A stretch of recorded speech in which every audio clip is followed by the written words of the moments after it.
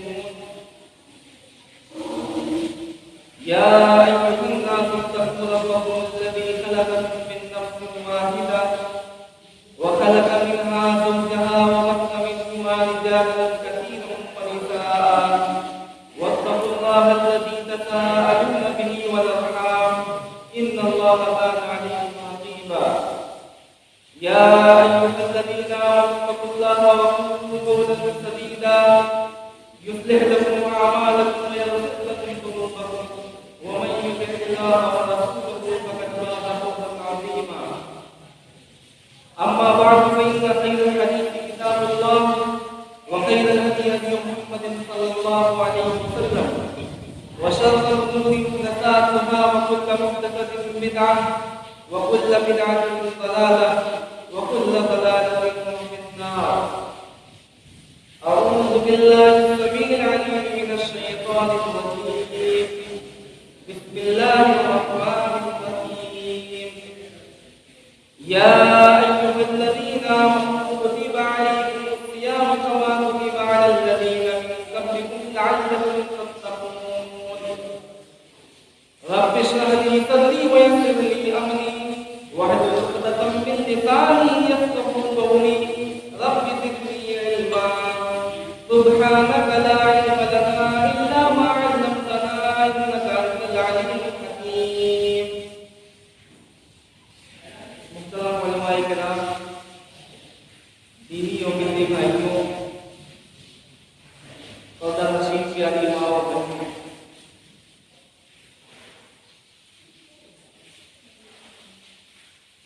आमतौर से हम और आप जो साड़ियाँ बनाते हैं, साड़ियों को तैयार करने के बाद जब उस साड़ी को हम किसी कस्टमर या ग्राहक के पास पेश करते हैं तो ग्राहक साड़ी को पसंद करता है या नापसंद करता है। अगर पसंद करता है तो उसकी दो सूरतें होती हैं। पहली सूरत ये कि हम जितना मुनाफा उससे चाहते हैं तो उतना मुनाफा देता है, और दूसरी सूरत ये है कि वो जितना चाहता है उतना मुनाफा देता है। लेकिन अगर वही ग्राहक आपसे ये बोले कि आप इस तरीके की साड़ी तैयार करके लाइए, आपको कोई सैंपल दे, कोई डिजाइन दे, और आपसे कहें कि आप इस तरीके की साड़ी तैयार करके लाइए, तो हम आपको मनचाहा मुनाफा देंगे, जितनी कीमत आप चाहेंगे हम उतनी कीमत देंगे। तो हम जरूर इस बात की कोशिश करेंगे कि हम उस तरीके से उसके कहने के मुताबिक साड़ी तैयार करें ताकि हमें मनचाहा मुनाफा मिले, ताकि हम ग्राहक को कस्टमर से हम भरपूर मुनाफा और फायदा हासिल कर सकें। तो रमजान का मामला भी इसी तरह से अल्लाह रब्बुल आलमीन ने हमें एक महीने का जो ऑफर दिया है, अगर हम इस एक महीने को अल्लाह रब्बुल आलमीन की रजा के लिए उसके नबी के बताए हुए तरीके पर अगर हम एक महीना को गुजारेंगे तो हम अल्लाह रब्बुल आलमीन से कभी उम्मीद रखते हैं कि अल्लाह रब्बुल आलमीन हमें इस महीने में बरकत देंगे। लेकिन इसकी शर्त ये है कि हम इस महीने को उस तरीके से गुजारें जिस तरीके से हमारे नबी गुजारा करते थे। हम इस महीने को उस तरीके से गुजारें जिस तरीके से नबी के असहाब गुजारा करते थे, जिस तरीके से नबी की सहाबियात गुजारा करती थी, जिस तरीके से हमारे अखलाक गुजारा करते थे। अगर हमने उन्हीं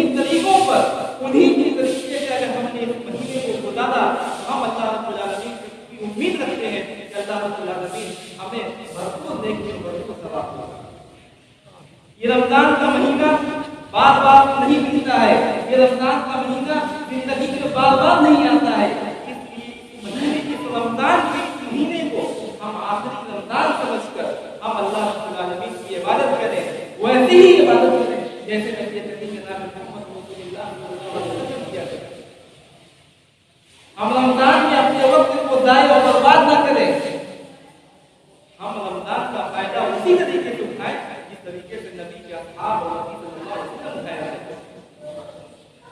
रमजान का महीना आते ही सबसे पहले जो गौर करने वाली बात है वो ये कि हम गौर करें, फिक्र करें कि हम इस बार रमजान में जिंदा क्यों हैं। बहुत सारे लोग पिछले साल रमजान में हमारे साथ नमाज पढ़ा करते थे, इसी मस्जिद में तरावी पढ़ा करते थे, लोगों के साथ सहरी को इफ्तारी किया करते थे, लेकिन वो इस साल मौजूद नहीं है। हम गौर करें, फिक्र करें, कब्रिस्तान जाए, कब्रिस्तान जाकर लोगों की हम ज़ियारत करें और गौर करें कि अल्लाह रब्बुल आलमीन ने हमें दोबारा से ये रमजान का महीना क्यों बताया। अल्लाह के नबी सल्लल्लाहु अलैहि वसल्लम जब भी कब्रिस्तान जाया करते थे, आपका गुजर जब भी कब्रिस्तान के पास हुआ करता था, फौरन आप ये दुआ पढ़ा करते थे, कहते थे अस्सलामु अलैकुम या अहलल क़ुबूर, आए कब्र वालों तुम लोगों के ऊपर सलामती हो, आए कब्र वालों तुम पर अल्लाह की सलामती हो, या रब्बुल्लाह लना व लकुम, अल्लाह रब्बुल आलमीन हमें भी बख्श दे और तुमको भी बख्श दे। अंतुम सलफना व नहनु बिल असर, ये अलग बात है कि जो हमसे पहले आ गए इस कब्रिस्तान में, इस कब्र के अंदर कुछ लोग हमसे पहले दाखिल हो गए, वो ना हम भी बाद में आने वाले हैं, जो हशर तुम्हारा हुआ है वही हशर हमारा भी होने वाला है। इसीलिए अल्लाह के नबी ये दुआ पढ़ा करते थे, जब भी हम कब्रिस्तान जाए तो ये दुआ पढ़े ताकि हमें याद आए कि कल जो हमारे साथ इफ्तारी किया करते थे, हमारे साथ रमजान में मस्जिद में आकर तरावी की नमाज पढ़ा करते थे, आज वो हमारे दरमियान मौजूद नहीं है, हमारा भी हश्र वही होने वाला है। हम कब्रिस्तान जाए, कब्रों की ज़ियारत करें। अल्लाह के नबी सल्लल्लाहु अलैहि वसल्लम ने पहले कब्रों की ज़ियारत करने से मना कर दिया था, लेकिन फिर बाद में आपने लोगों को कब्रों की ज़ियारत करने दे दिया। फरमाया ऐ लोगों तुम लोग भी कब्रों की ज़ियारत किया करो, फइन्नहा तुज़किरुल मौत, इसलिए कि कब्रों की ज़ियारत करने से मौत की याद आती है। लेकिन आज हम गौर करें, फिक्र करें, आज हम भी कब्रिस्तान जाते हैं, हम भी किसी की जनाजे में शरीक होते हैं, हम भी किसी की मैयत में शरीक होते हैं, लेकिन हमारे अंदर फीलिंग नहीं आती है, हमारे अंदर वो सोच नहीं आती है, हमारे अंदर वो फिक्र नहीं आती है जो सहाबा के अंदर आया करती थी, जो नबी अकरम के अंदर आया करती थी। क्योंकि आज हमने कब्रिस्तान को कब्रिस्तान नहीं रहने दिया। आज शराब पीने वाले भी आपको कब्रिस्तान में मिल जाएंगे, जुआ खेलने वाले भी आपको कब्रिस्तान में मिल जाएंगे, दुनिया भर की बुराइयां करने वाले भी आपको कब्रिस्तान में मिल जाएंगे। इसीलिए मैं कहता हूँ कि अगर आज अल्लाह के नबी हमारे दरमियान में मौजूद होते तो आप ये कहते कि ऐ लोगों तुम लोग कब्रिस्तान ना जाया करो, ऐ लोगों तुम लोगों को अगर मौत को याद करना है तो तुम लोग फिरामा सेंटर चले जाओ, अगर मौत को याद करना है तो सिंह मेडिकल के इमरजेंसी वार्ड में चले जाओ, अगर मौत को याद करना है तो कभी चोरा के इमरजेंसी वार्ड में चले जाओ, वहाँ जब लोगों को तड़पता हुआ देखोगे, जब वहाँ लोगों को मरता हुआ देखोगे, वहाँ लोगों को जब मरता हुआ देखोगे, तब तुमको मौत की याद आएगी। तो हम रमजान को, इस बार के रमजान को आखिरी रमजान समझकर हम अल्लाह रब्बुल आलमीन की इबादत करें, कब्रों की ज़ियारत करें, मुर्दों को याद करें, ताकि हमें ये एहसास हो कि हमारा कुछ नहीं होने वाला है। तो सबसे पहली जो चीज़ है इस बार रमजान में गौर करने वाली वो ये कि हम जिंदा क्यों हैं, अल्लाह रब्बुल आलमीन ने हमें दोबारा से मौका क्यों दिया। आपको हदीस भी सुनी होगी कि हज़रत तलहा बिन उबैदुल्लाह रज़ियल्लाहु अन्हु जो अशरा मुबश्शरा में दाखिल हैं, वो कहते हैं कि मैंने ख्वाब में देखा कि दो आदमी जो एक साथ जिन्होंने इस्लाम कबूल किया और उनमें से एक आदमी बहुत ज्यादा मेहनती था, नवाफिल का भी एहतमाम किया करता था, फजल का भी एहतमाम किया करता था, और जिहाद में अल्लाह के रास्ते में लड़ते हुए उसकी मौत हो जाती है, शहादत पा लेता है। और दूसरा आदमी जो उससे कम इबादत किया करता था और उसकी मौत उसके एक साल के बाद कितनी मौत होती है। हज़रत तलहा बिन उबैदुल्लाह कहते हैं कि मैंने ख्वाब में देखा कि जन्नत के दरवाजे पर उस आदमी को पहले आवाज दी गई जो आदमी एक साल के बाद था, जो अपनी कितनी मौत पड़ा, उस आदमी को पहले जन्नत में दाखिल किया गया और आदमी को बाद में जन्नत में दाखिल किया गया जो इबादतों में भी आगे आगे रहता था, फराइज का भी इत्मीनान किया करता था, साथ साथ नवाफिल और सुन्नत का भी इत्मीनान किया करता था, उसको बाद में जन्नत में दाखिल किया गया। जब ये बात अल्लाह के नबी के पास पहुंची, अल्लाह के नबी सल्लल्लाहु अलैहि वसल्लम ने फरमाया, ऐ लोगों, तुम लोगों को ताज्जुब हो रहा है कि जो आदमी 1 साल के बाद अपनी फितरी मौत मरा, अपनी नेचुरल मौत मरा, वो आदमी जन्नत के अंदर सबसे पहले दाखिल हो गया। क्या उसने रमजान का महीना एक मरतबा ज्यादा नहीं पाया था? क्या उसने रमजान के महीने में अल्लाह की इबादत नहीं की थी? क्या रमजान के महीने में उसने तहज्जुद का एहतमाम नहीं किया था? क्या रमजान के महीने में उसने अल्लाह की इबादत नहीं की थी? क्या रमजान के महीने में उसने तौबा इस्तिग़फ़ार नहीं किया था? क्या रमजान का महीना उसको एक मरतबा ज्यादा नहीं मिला था? रमजान के पर्दे की वजह से अल्लाह रब्बुल आलमीन ने उसको सबसे पहले जन्नत के अंदर दाखिल कर दिया। हम रमजान का ज्यादा से ज्यादा फायदा उठाए, हम किसी भी तरीके की खुशी और तारीफ ना करें। दूसरी चीज कि रमजान का रोजा हर मुसलमान को, हर बालिग मुसलमान, आकिल और बालिग मुसलमान को रमजान का रोजा कोई ये कहकर बच नहीं सकता कि हम ट्राली चलाते हैं, रिक्शा चलाते हैं, हम बहुत मेहनत वाला काम करते हैं, हम ईटा मट्टी धोते हैं, इसलिए हम रमजान का रोजा नहीं रख सकते। अल्लाह रब्बुल आलमीन ने यहाँ ये कबूल नहीं किया है। हर मुसलमान के ऊपर रमजान का रोजा फर्ज है। सुनन नसई के अल्लाह के नबी फरमाते हैं, या ता रमजान शहरुल मुबारक फरज़ल्लाहु अज़्ज़ा व जल्ल सियामुहु। आए लोगों, रमजान का बाबरकत महीना होता है। आता रमजान शहरुल मुबारक फरज़ल्लाहु अज़्ज़ा व जल्ल अलैहि सियामुहु। अल्लाह रब्बुल आलमीन ने अपने तमाम के तमाम बंदों पर रमजान के रोजे फर्ज कर दिए हैं। तुफ्तहु फीही अब्वाबुल जन्नह, तुफ्तहु फीही अब्वाबुस समा। जब रमजान का महीना आता है, अल्लाह के नबी फरमाते हैं कि आसमान के सारे दरवाजे खोल दिए जाते हैं, आसमान को खोल दिया जाता है। वतुग़लक़ु फीही अब्वाबुल जहीम, जहन्नम के तमाम दरवाजों को बंद कर दिया जाता है और सरकश शयातीन को झगड़ दिया जाता है। आगे अल्लाह के नबी फरमाते हैं कि महीने में लिल्लाहि फीही लैलतुल खैरुम मिन अल्फि शहर, इस महीने में एक रात ऐसी है, अल्लाह के नबी फरमाते हैं कि जो 1000 महीनों की रातों से भी अफजल है। फिर आगे अल्लाह के नबी फरमाते हैं कि मन खुदी मखाई रहा, जो शख्स इस रात की भलाई की, इस रात के खैर से महरूम रह गया, फकत पूरी दुनिया की तमाम भलाई से महरूम रह गया। तो रमजान का रोजा रखना हर मुसलमान, हर आकिल और बालिग फर्ज है। कोई किसी बहाना करके रमजान का रोजा छोड़ने पर छोड़ नहीं सकता। और कुरान में भी अल्लाह ने बताया, या अय्युहल्लज़ीना आमनू कुतिबा अलैकुमुस सियाम कमा कुतिबा अलल लज़ीना मिन क़ब्लिकुम लअल्लकुम तत्तक़ून। आए लोगों जो ईमान लाए हो, या अय्युहल्लज़ीना आमनू कुतिबा अलैकुमुस सियाम कमा कुतिबा अलल लज़ीना मिन क़ब्लिकुम, तुम्हारे ऊपर अल्लाह रब्बुल आलमीन ने रमजान के रोजे फर्ज किए हैं। कमा कुतिबा अलल लज़ीना मिन क़ब्लिकुम, जैसा कि इससे पहले कि कौमों के ऊपर रोजे फर्ज किए गए। अल्लाह रब्बुल आलमीन ने उम्मत मुहम्मदिया के ऊपर कोई जुल्म और कोई अत्याचार नहीं किया। रमजान का रोजा फर्ज करके अल्लाह रब्बुल आलमीन ने इस उम्मत के ऊपर कोई बोझ नहीं डाला है, बल्कि अल्लाह रब्बुल आलमीन का ये कानून रहा है। अल्लाह रब्बुल आलमीन ने पिछली कौमों के ऊपर भी रोजे फर्ज किए। मकसद क्या है? लअल्लकुम तत्तक़ून, ताकि हमारे दिलों के अंदर अल्लाह का डर और अल्लाह का खौफ पैदा हो।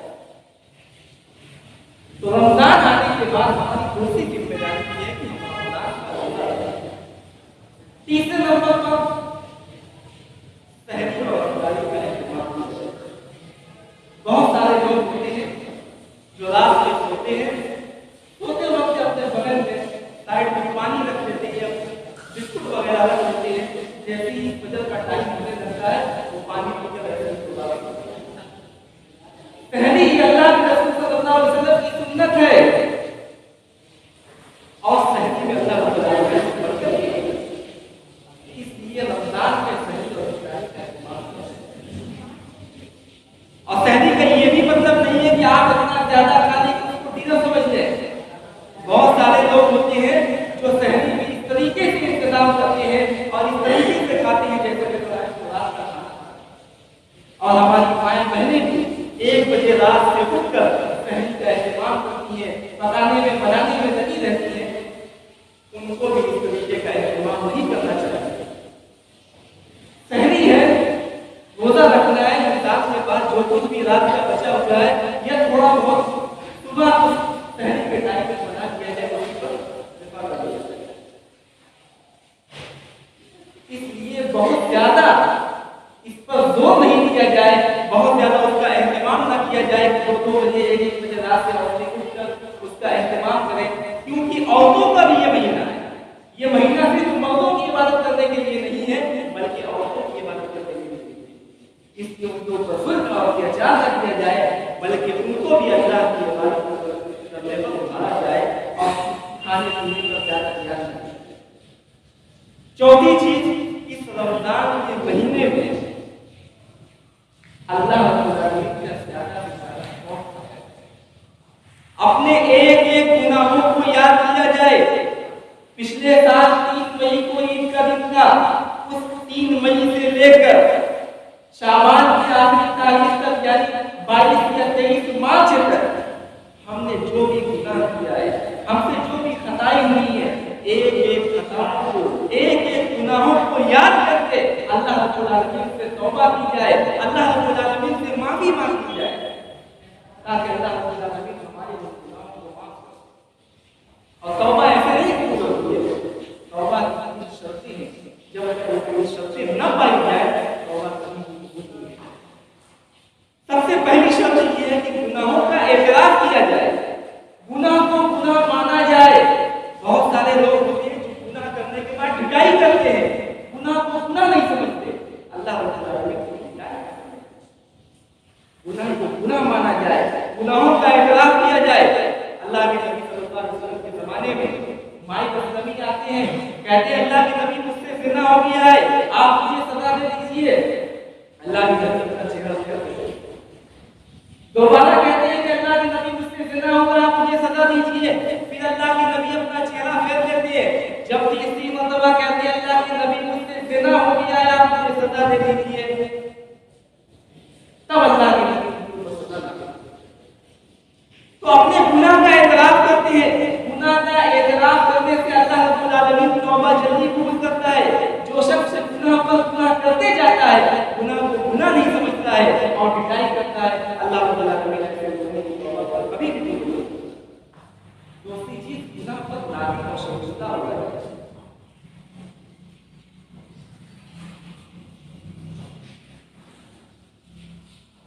गुनाह करने के बाद गुनाह पर नादिम और शर्मिंदा हुआ जाए। जब अल्लाह रब्बुल आलमीन ने आदम अलैहिस्सलाम को ममनुआ शजर के फल खाने की वजह से जन्नत से निकाल दिया और जन्नती लिबास भी तलवार किए, तो आदम अलैहिस्सलाम दुनिया के अंदर आने के बाद अपने गुनाह पर नादिम और शर्मिंदा हुए। अल्लाह रब्बुल आलमीन से दुआ की, फरमाया कि रब्बना ज़लमना अनफुसना व इन लम तग़फिर लना व तरहमना लनकूनन्ना मिनल काफिरीन। रब्बना, हमारे रब, ज़लमना, हमने जुल्म किया है, अनफुसना, अपने नफ्सों के ऊपर हमने बहुत ज्यादा अत्याचार किया है। व इन लम तग़फिर लना, अगर तू क्षमा नहीं देगा, अगर तू माफ नहीं करेगा, व तरहमना, हम पर रहम नहीं करेगा, हम पर दया नहीं करेगा, लनकूनन्ना मिनल खासिरीन, तुम खसारा उठाने वालों में से हो जाएंगे, नुकसान उठाने वालों में से हो जाएंगे। यूनुस अलैहिस्सलाम अल्लाह की नाफरमानी की। यूनुस अलैहिस्सलाम जब मछली के पेट में चले गए, यूनुस अलैहिस्सलाम के अपने गुनाह पर नादिम और शर्मिंदा हुए। अल्लाह रब्बुल आलमीन से दुआ की, ला इलाहा इल्ला अंता सुब्हानका इन्नी कुन्तु मिनज़ ज़ालिमीन। ऐ अल्लाह, ईश्वर तेरे सिवा कोई भी पूजा के योग्य नहीं है, तेरे सिवा कोई भी इबादत के लायक नहीं है। ला इलाहा इल्ला अंता सुब्हानका, पवित्र तेरी जात पाक है। इन्नी कुन्तु मिनज़ ज़ालिमीन, मैं ही पापी था, मैं ही जालिमों में से था। जब आदम अलैहिस्सलाम ने गुनाह किया, जब यूनुस अलैहिस्सलाम ने गुनाह किया, तो दोनों अपने गुनाह पर नादिम और शर्मिंदा हुए। अल्लाह रब्बुल आलमीन ने दोनों के गुनाह को माफ कर दिया। वही अल्लाह जो आदम का रब है, वही अल्लाह जो यूनुस का रब है, वही अल्लाह हमारा भी रब है। अगर हम अपने गुनाह पर नादिम हो, अगर हम अपने गुनाह पर शर्मिंदा हो, तो अल्लाह रब्बुल आलमीन हमारी तौबा को कबूल कर लेगा।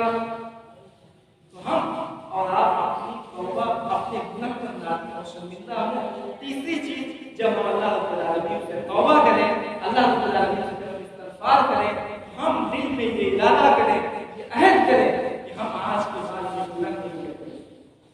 दिल में पक्का इरादा हो।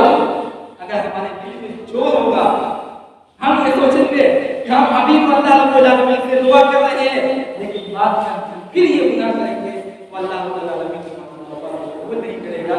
तौबा की तीनों शर्तों को हम याद रखते हुए, पहली शर्त हम गुनाहों का इकरार करें, दूसरी चीज हम गुनाहों को शर्मिंदा हो, तीसरी चीज हम तौबा करते हुए ये इरादा कर लें कि हम आज के बाद गुनाह नहीं करेंगे, तो अल्लाह हम रमजान के महीने में एक गुनाह को याद करके हम अल्लाह। चौथी चीज, रमजान के महीने में हम फर्ज नमाज की भी पाबंदी करें। फर्ज नमाज की पाबंदी तो आपको अपने साथ करना है। जिंदगी का कोई ऐसा पोषण नहीं है, जिंदगी का कोई ऐसा मरहला नहीं है जहाँ पे आप फर्ज नमाज को छोड़ दें। आपको जिंदगी के हर टाइम में, हर मरहले में आपको पंजवंदा नमाज पढ़नी है, लेकिन रमजान के महीने में खुसूसियत के साथ हमें ये ध्यान देना है कि हमारी कोई भी नमाज न छूटने पाए, बल्कि हम तकबीर उला के साथ मस्जिद में हाजिर हों और तकबीर उला के साथ। अगर एक महीना हमारी ये आदत पड़ जाएगी तो हम अल्लाह रब्बुल आलमीन से उम्मीद रखते हैं कि जो चीज इंसान अगर एक महीना लगातार करेगा, इंशाअल्लाह जरूर उसकी आदत बन जाएगी, उसकी जिंदगी का हिस्सा बन जाएगा और कभी भी उसकी नमाज नहीं छूटेगी। नमाज का छोड़ना ये जहन्नम में जाएगा। क़यामत के दिन जब जन्नती लोग जन्नत में चले जाएंगे और जहन्नमी जहन्नम में चले जाएंगे, तो जन्नती लोग जहन्नमियों से पूछेंगे, मा सलककुम फी सकर, तुम लोगों को क्या हो गया है कि तुम लोग जहन्नम के अंदर दाखिल हो गए? यानी तुम लोगों के किस अमल की वजह से अल्लाह रब्बुल आलमीन ने तुमको जहन्नम के अंदर दाखिल कर दिया? वो जवाब देंगे, क़ालू लम नकु मिनल मुसल्लीन, हम दुनिया के अंदर नमाज नहीं पढ़ा करते थे, हम आपके साथ उठा बैठा करते थे, हम आपके साथ तो रहा करते थे, लेकिन हम दुनिया के अंदर नमाज नहीं पढ़ा करते थे। हम जब अपनी साड़ी लेकर चौक में बेचने के लिए जाते थे तो असर का टाइम हो जाता था, असर का वक्त हो जाता था, आप 11 पे जाकर असर की नमाज पढ़ लिया करते थे। हम चाय पान की होटलों में टाइम पास किया करते थे, हम नमाज नहीं पढ़ा करते थे। जब हम आपके साथ मदनपुरा में माल बेचने के लिए, साड़ी बेचने के लिए जाते थे, मगरिब का टाइम हो जाता था, इशा का टाइम हो जाता था, आप बागड़ मीटिंग में जाकर या तैयब शाह की मस्जिद में जाकर नमाज पढ़ लिया करते थे। हम चाय पान की दुकानों पर टाइम पास किया करते थे। और हम दुनिया में आपके साथ रहा करते थे, आपके साथ माल बेचा करते थे, आपके साथ तिजारत किया करते थे, लेकिन हम आपके साथ नमाज नहीं पढ़ा करते थे, हम आपके साथ अल्लाह का जिक्र नहीं किया करते थे। इसी वजह से अल्लाह रब्बुल आलमीन ने हमें जहन्नम के अंदर दाखिल कर दिया। तो हम इस महीने में खास तौर से नमाज का एहतमाम करें, ताकि ये जो लोग नमाज नहीं पढ़ते हैं वो एक महीना अगर नमाज पढ़ेंगे उनकी आदत बन जाएगी। बात रिसर्च स्कॉलरों ने बताया कि अगर किसी चीज की आपको अगर आदत पड़ानी है, एक महीना लगातार अगर आप इस काम को करेंगे तो आपकी वो चीज आपकी जिंदगी का हिस्सा बन जाएगी। एक शख्स को सिर्फ 24 घंटे में 5 घंटा सोने के लिए उसको वक्त मुकर्रर करना था। एक महीना वो लगातार 5 घंटा सोता था, यहाँ तक कि 5 घंटा सोना उसके जिंदगी का हिस्सा बन गया। अगर हम इस एक महीना अल्लाह रब्बुल आलमीन की इबादत करेंगे, 5 टाइम की नमाज पढ़ेंगे, तो जरूर हमारी भी आदत पड़ जाएगी। हम आम दिनों में भी नमाज में कोताही नहीं करेंगे। छठी चीज, हम और आप इस महीने में जो नमाज तरावी पढ़ी जाती है उसका एहतमाम करें। हमारे मसलक में ये होता है कि नमाज तरावी को उतनी अहमियत नहीं दी जाती है जितनी अहमियत गैरों के यहाँ दी जाती है। हम मानते हैं कि हमारे यहाँ ये नमाज नफिल नमाज है, सुन्नत मुअक्कदा नहीं है, फर्ज नहीं है। अल्लाह के नबी सल्लल्लाहु अलैहि वसल्लम ने सहाबा इकराम को 3 दिन तरावी की नमाज पढ़ाई। चौथे दिन आप इस डर से नहीं आए कि कहीं ये नमाज फर्ज न हो जाए। तो इसका ये मतलब नहीं है कि इन नमाजों को छोड़ दिया जाए। आप गैरों के यहाँ जाए, अहनाफ फरागी का इतना एहतमाम होता है, कोई भी आदमी आपको फरागी के टाइम पर बात नहीं करेगा। ये अलग बात है कि यहाँ 10-10 पाले और 5-5 पाले एक ही रात में पढ़े जाते हैं, लोग उठा कर चाय पान करने के लिए बाहर निकल जाते हैं, लेकिन फिर भी वो फरागी का एहतमाम करते हैं। हमारे यहाँ की मस्जिदें खाली होती हैं, 1 शब 2 शब 3 शब, इससे ज्यादा नहीं होती है, फिर 4-5 दिन के बाद वो भी खाली हो जाती है, 1 शब से ज्यादा नहीं। नमाज मांग किया जाए, नफिल नमाजों के जरिए भी अल्लाह रब्बुल आलमीन की मोहब्बत हासिल की जा सकती है। सही बुखारी की रिवायत है, अल्लाह के नबी सल्लल्लाहु अलैहि वसल्लम फरमाते हैं कि जो बंदा फर्ज नमाजों के जरिए, जो बंदा नफिल इबादतों के जरिए मेरी मोहब्बत हासिल करता है, तो मैं उसका हाथ बन जाता हूँ जिससे वो काम करता है, मैं उसका पैर बन जाता हूँ जिससे वो चलता है, मैं उसकी आंख बन जाता हूँ जिससे वो देखता है, मैं उसकी ज़बान बन जाता हूँ जिससे वो बोलता है। यानी हाथ से इंसान वही काम करेगा जो अल्लाह रब्बुल आलमीन चाहेगा, पैर से चलकर वही जाएगा जहाँ अल्लाह की मर्ज़ी होगी, आंख से इंसान वही चीज देखेगा जो अल्लाह को पसंद होगी, और ज़बान से वही बात बोलेगा जो अल्लाह को पसंद होगी। इसलिए हम रमजान के महीने में इस एक महीने का जो ऑफर अल्लाह रब्बुल आलमीन की तरफ से हमें मिला है, हम उसका भरपूर फायदा उठाएं और नमाज़ तवज्जुह करके मजाक करें। सातवीं चीज, हम इस रमजान के महीने में सुन्नत मुअक्कदा की पाबंदी करें। सुन्नत मुअक्कदा अल्लाह के नबी सल्लल्लाहु अलैहि वसल्लम, सही मुस्लिम की रिवायत है, हज़रत उम्मे हबीबा रज़ियल्लाहु अन्हा फरमाती है कि अल्लाह के नबी सल्लल्लाहु अलैहि वसल्लम ने फरमाया कि मन सल्ला रकअतन फिल लैल वन नहार वनिया लहु बिहिन्ना बैतुन फिल जन्नह। अल्लाह के नबी फरमाते हैं कि जिसने दिन और रात में 12 रकात नमाज पढ़ी, अल्लाह के नबी फरमाते हैं कि अल्लाह रब्बुल आलमीन ने उसके लिए जन्नत में घर तैयार कर रखा है। उम्मे हबीबा रज़ियल्लाहु अन्हा फरमाती है कि जब से मैंने ये हदीस अल्लाह के नबी सल्लल्लाहु अलैहि वसल्लम से सुनी है, मैंने आज तक कभी भी 12 रकात नहीं छोड़ा। सही मुस्लिम की रिवायत है। उम्मे हबीबा से रिवायत करने वाले अम्बसा बिन अबी सुफियान है। अम्बसा बिन अबी सुफियान कहते हैं कि जब से मैंने ये रिवायत उम्मे हबीबा से सुनी है, आज तक मैंने कभी भी 12 रकात नमाज को मैंने नहीं छोड़ा। अम्बसा बिन अबी सुफियान से रिवायत करने वाले अम्र बिन औस है। अम्र बिन औस कहते हैं कि जब से मैंने अम्बसा बिन अबी सुफियान से ये रिवायत सुनी है, आज तक मैंने कभी भी 12 रकात नमाज को नहीं छोड़ा। और अम्र बिन औस से रिवायत करने वाले नौमान बिन सालिम है। नौमान बिन सालिम कहते हैं कि जब से मैंने हज़रत अम्र बिन औस से ये रिवायत सुनी है, आज तक मैंने 12 रकात नमाज को नहीं छोड़ा। वो 12 रकात नमाज कौन है? फजर से पहले जो 2 रकात पढ़ी जाती है वो है, और ज़ोहर में 4 रकात पहले, 2 रकात बाद में, और मगरिब में 2 रकात बाद में, और इशा में फर्ज नमाज में 2 रकात जो पढ़ी जाती है। इन 12 रकात नमाज को इतनी है कि जब से इन चारों लोगों का कहना है कि जब से मैंने ये रिवायत सुनी है, आज तक मैंने कभी भी इन नमाजों को नहीं छोड़ा। और भी कई बातें थी, लेकिन वक्त ज़्यादा हो चुका है, इसलिए मैं इन्हीं बातों को खत्म करता हूँ। अल्लाह से दुआ करते हैं तो हम तमाम लोगों को रमज़ान का दो तरीके से इस्तेमाल करने की तौफीक दे।